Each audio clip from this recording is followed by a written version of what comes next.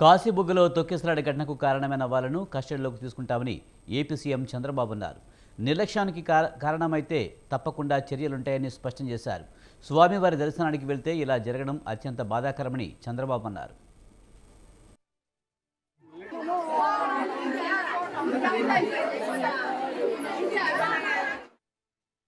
కాశీబుగ్గ టౌన్లో ఒక ప్రైవేటు వ్యక్తి వెంకటేశ్వర దేవాలయాన్ని కట్టాడు.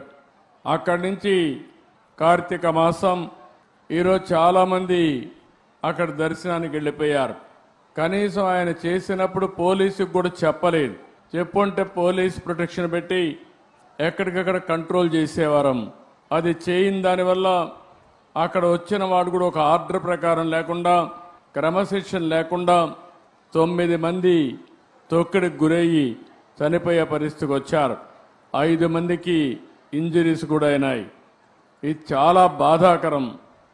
నేను ప్రతి ఒక్క ప్రాణాన్ని కాపాడుకోవాలని అనేక ప్రయత్నాలు చేస్తూ ఉంటే కొంతమంది ప్రైవేటు వ్యక్తులు ఇలాంటి కార్యక్రమాలు చేయడం చాలా బాధాకరం. దీన్ని నేను చాలా తీవ్రంగా ఖండిస్తున్నా. రాష్ట్రంలో అందరికి కూడా విజ్ఞప్తి చేస్తున్నా, మన ప్రాణం చాలా ముఖ్యం.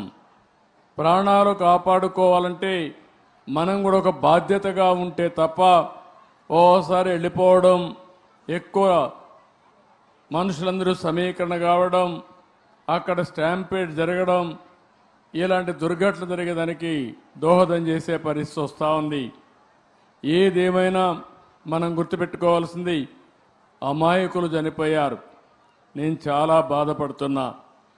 అందుకని ఈ దుర్ఘటన పట్ల చాలా సీరియస్గా తీసుకుంటూ ఎవరైతే దానికి కారకులో వాళ్ళందరినీ కూడా ఇమ్మీడియట్గా కస్టడీలో తీసుకుని పూర్తి విచారణ చేసి తర్వాత ఏం చేయాలో తదుపరి చర్యలు చేపడతాం.